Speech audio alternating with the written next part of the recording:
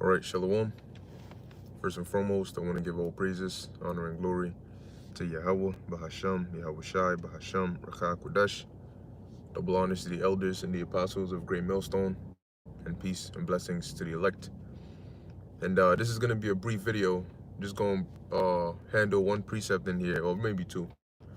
And you can see I titled it, "What Should I Eat During the Passover Week?" You know, something to that effect, which the reason that I'm doing this video is because last night I was watching a stream that was done by the elder brother Manata Zakba, and you had a lot of Jake coming on the comment board asking questions that were already answered, you know, asking all these, you know, certain questions that it's, you know, it's like almost common sense, you know. But of course we understand you got, you know, people that are new, so you know they're very cautious as to, you know, what this is, and they want to know exact this and exact that.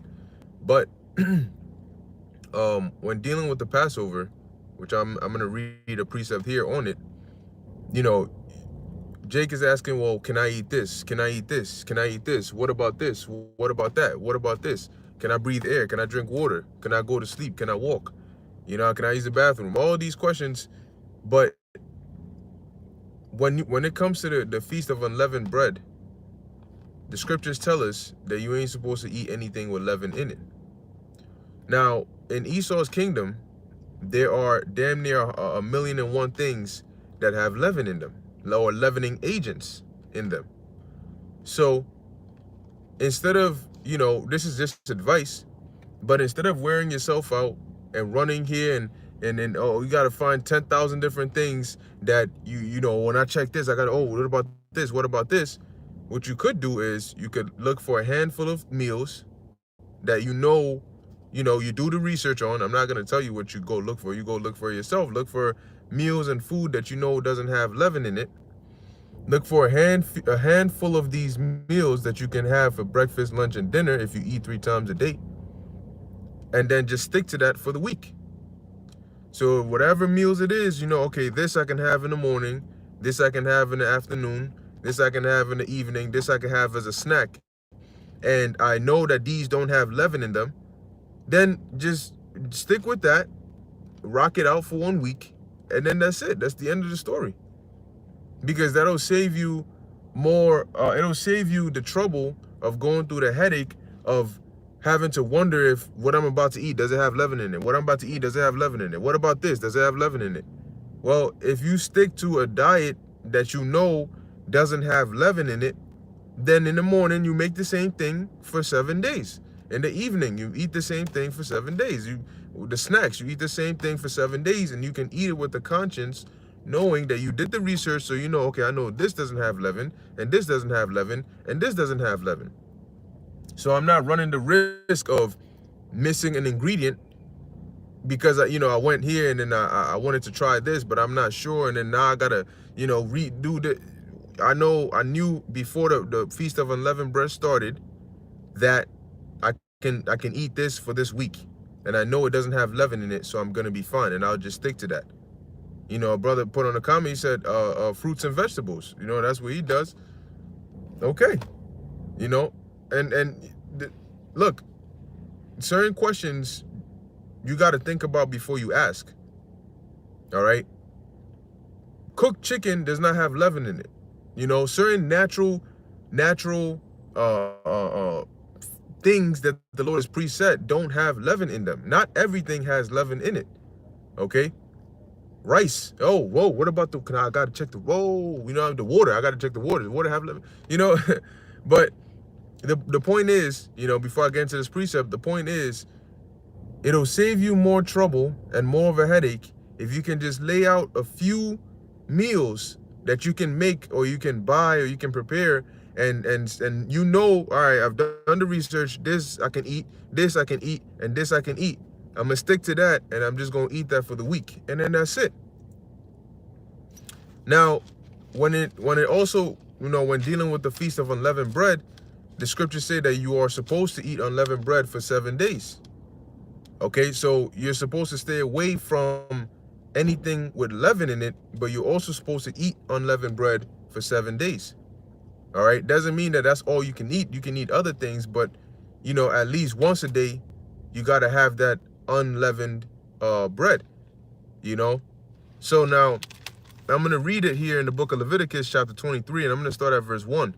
But the point is really in verse 6.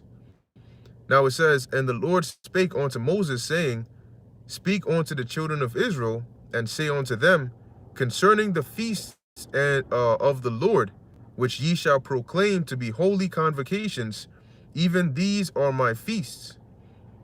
6 days shall work be done, but the 7th day is the Sabbath of rest, and holy convocation. Ye shall do no work therein. It is the Sabbath of the Lord in all your dwellings.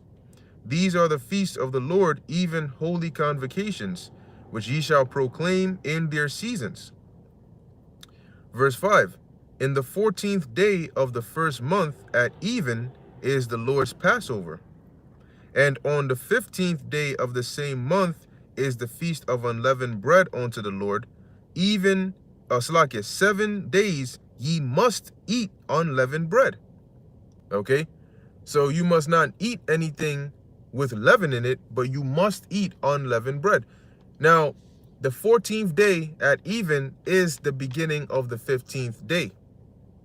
Okay, the evening starts the day. The evening and the morning, I'm going to read that actually in the book of Genesis chapter 1 verse 5.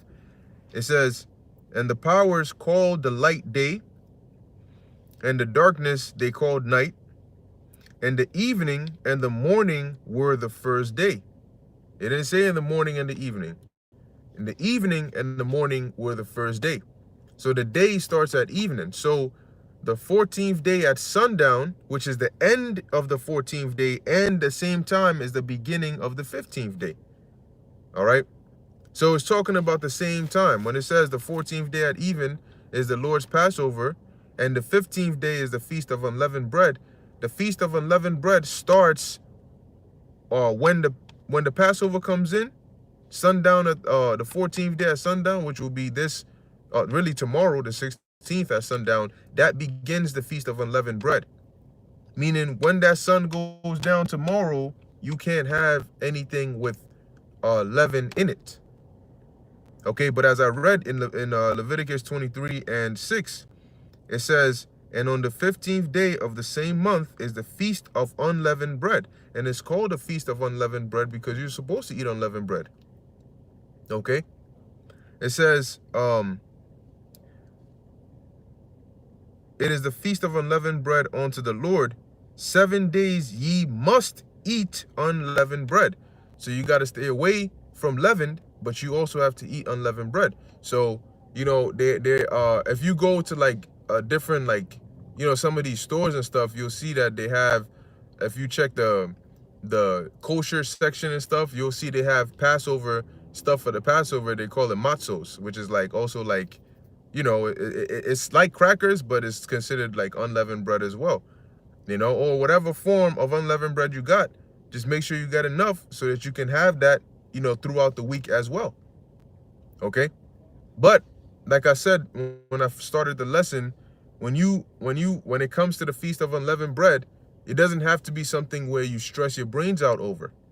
You know, just find a handful of meals that you know are safe to eat, and just stick with that.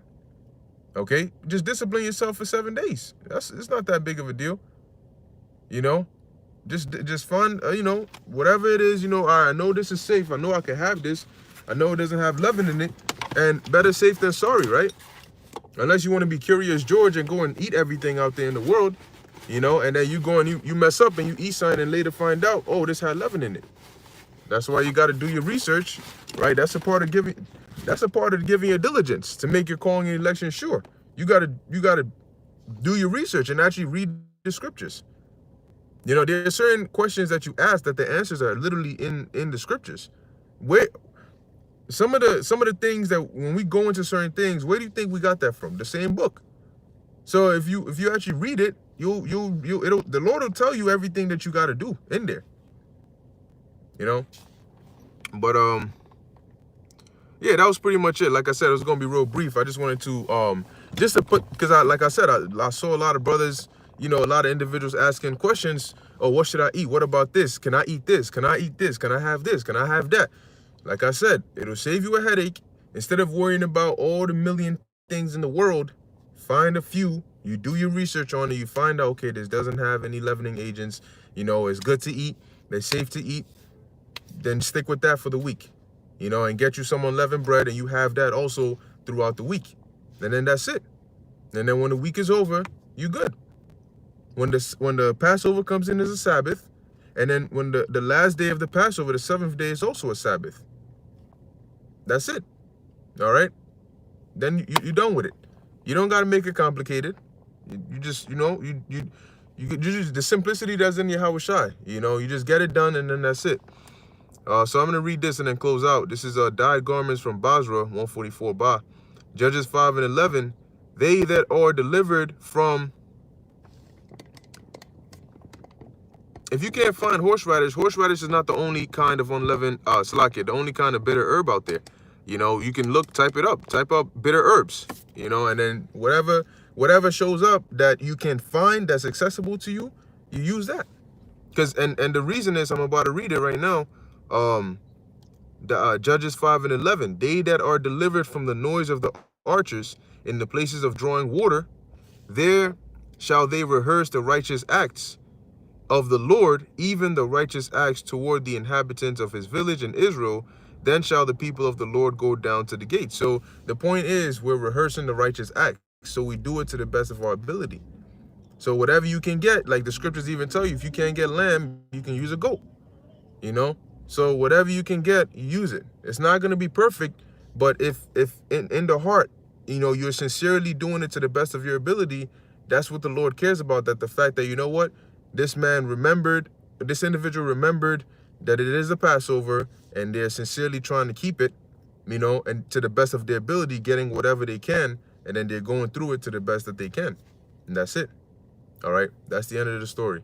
So hopefully that helps, you know, and that, you know, that saves the headache, you know, and like I said, you can read Leviticus 23, Exodus 12, you know, Deuteronomy 16, go into these scriptures and you'll get, you know, you'll get your stuff there. All right. So with that, Lord willing, you were edified. In closing, I want to give all praises, honor, and glory to Yahweh, Bahasham, Yahushai, Bahasham, Rachah Kudash. And until next time, Shalom.